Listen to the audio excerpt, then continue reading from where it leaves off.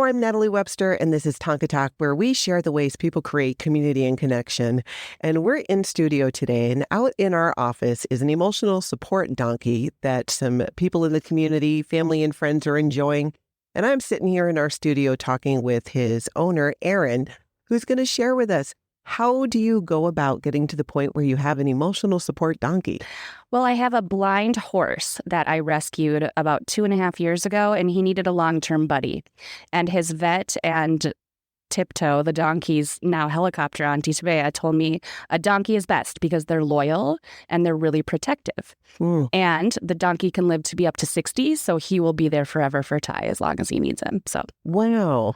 So Ty is a blind horse. The blind horse. Yeah. And so Tiptoe has been the seeing eye donkey for the horse. Yes. Tiptoe wears a little bell so that Ty can listen for him and follow him around. So Tiptoe will lead Ty into and out of the shelter. We'll bring him to the water. We'll bring him to the food.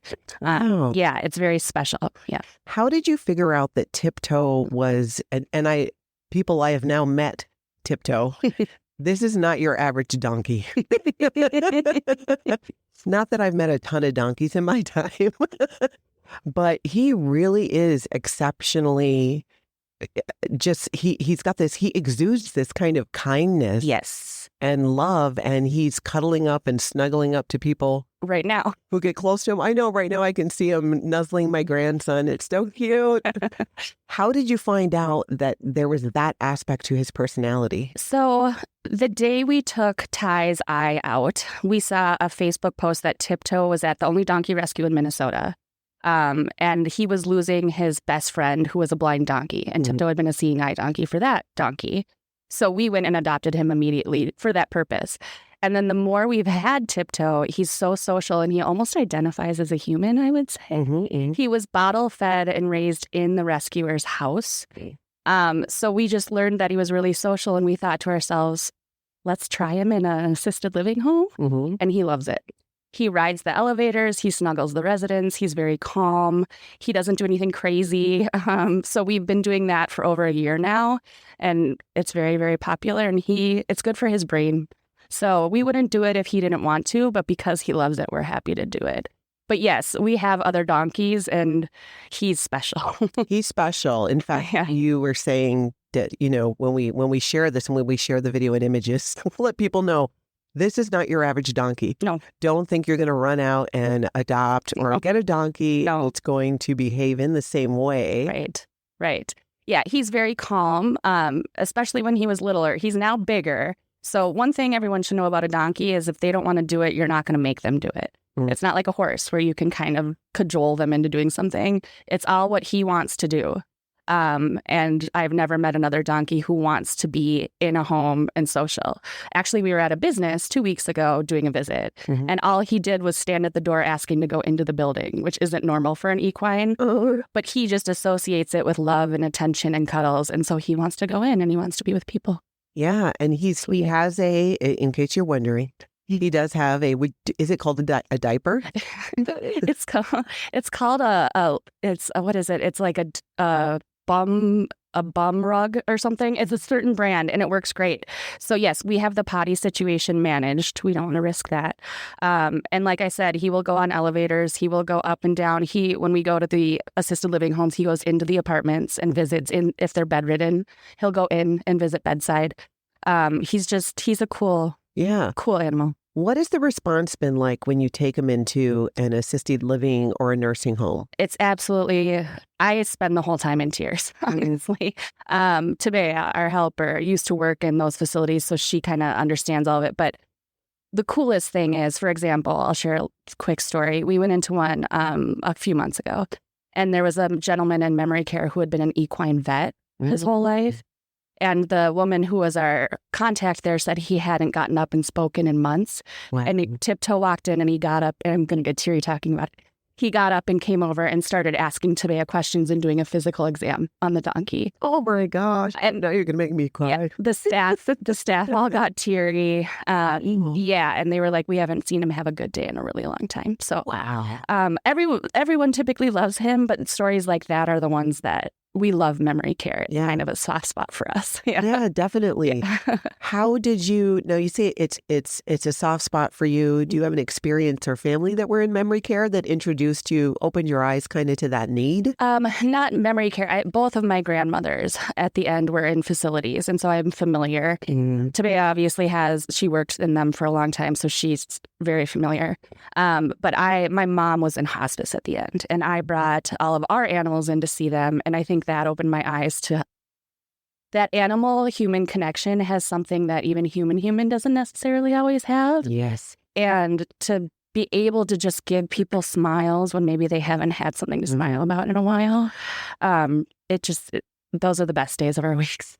No kidding. It's so impactful. Now you'll visit nursing homes, assisted living. If and you're in the Twin Cities area. Yep, Tiptoe. So they're here in Minnesota. Yep. Tiptoe's in Corcoran. I'm from Minnetonka. Yeah. Okay. Yeah. What are some of the other, well, pretty much if anybody reaches out, we're going to share in the show description how to get a hold of Erin and coordinate if you're within the area and want to schedule a visit with Tiptoe. Is it pretty much, could a business bring him in? Yes. So Tabea and I work for a nonprofit in our day jobs. And so we brought him to a fundraiser at a business on behalf of our workplace. Because a lot of businesses, if they're raising money for something, it's nice to have a visual. So yeah, he'll go to a business. I've had requests for kids' parties. He's happy to do that. Nice. We are going to do Pride this year. We're going to try to walk in Pride. Walk the parade? We're going to try. Yeah. He's so, as you can see, he's so social. He doesn't move very fast, so we'll see how it goes.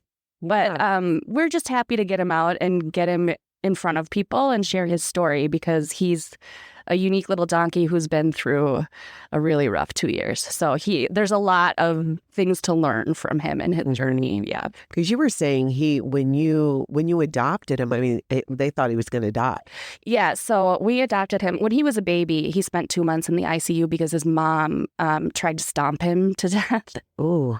So that's why he was an orphan. And then I adopted him and he had a hypothermic episode. So we spent another 2 months, almost a year ago exactly, in the ICU at the university. Wow. And they ended up telling me, you can bring him home, but you're going to have to put him down. Instead of doing that, I flew in an expert farrier from Florida who took off his hoof capsule and saved his life. And wow. The hoof has now grown back. A lot of people don't know that's possible. It's kind of, we call him our $1 million miracle. The hoof has grown fully back. He's never going to be rideable or anything like that. His purpose is going to be being a companion donkey for his blind brother and doing stuff like this, like what we're doing today. So, how common is this? I mean, I know this is something that is not the visits or the hoof. The donkeys like him. He's my first donkey. I'll be honest. I haven't seen many donkeys that do service visits like this. Yeah. You see many ponies that do it. He's the first donkey I'm aware of that does it. Wow. And donkeys and ponies are very different beings. And so just the calm and social, I liken donkeys more to dogs. Like I consider him to be my Great Dane, essentially. Sure. The snuggling, the cuddling, the calmness.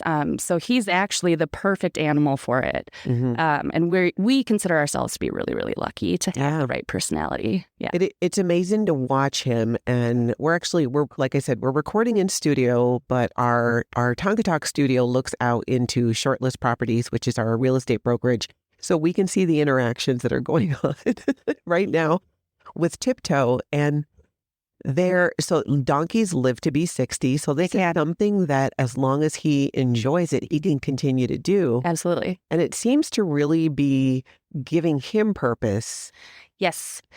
Because of what happened to Tiptoe a year ago, he has to stay in his stall more than you typically want an equine to stay in their stall. Stall rest isn't great for their brains. So we started doing this in part to get him out and to get his brain working and to make him happy.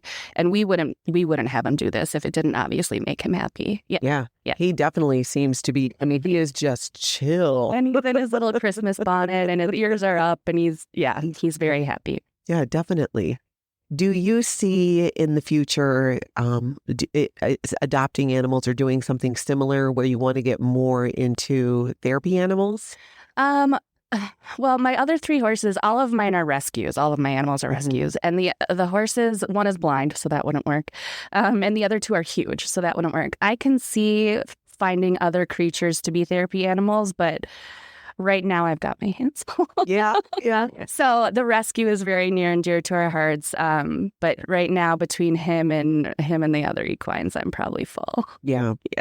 It's just such a joy to be able to see him and know that this is something that Tiptoe is getting something out of, and enjoyment and purpose. And like you said, stimulating his brain, which is going to continue to help his healing. Mm-hmm.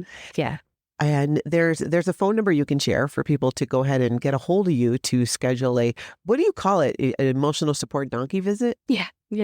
A donkey visit. Yeah. And he really is. He brings smile. It is. People receive something. If we didn't feel like everyone was winning, we wouldn't spend our time doing this. Yes, I apologize. We don't have a website up yet because he wasn't really healthy enough to do this until just a couple months ago. So you can reach me at 612-963-1346. And my name is Erin. I am Tiptoe's mom, we call it in Crazy Horse Woman world.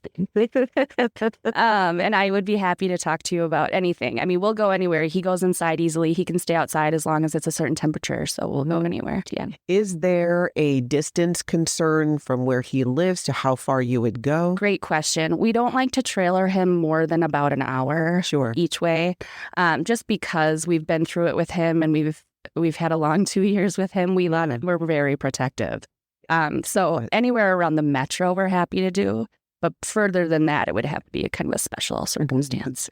Well, we are enjoying having him here in the office. It's when you hear about it, and I saw photos and videos and thought that is just so adorable. But meeting him and seeing him interact, I'm just dying right now looking at this. I wish that anyone listening to this, you will see it because we'll have some video and images that we'll share.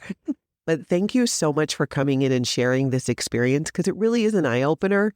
And knowing that he's getting something out of it too, and he gets that love and that admiration back in the way that he's giving it. I just think it's absolutely amazing. Heartwarming, isn't it? Completely. You're doing amazing work. Thank you. And I look forward to seeing more of what what you guys are doing.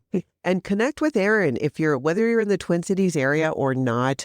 Maybe you know how to make a website really well and you can help them out. And make me official, make them official, volunteer to help Tiptoe's efforts. But thank you for coming in and sharing. Everybody else, I will talk to you later.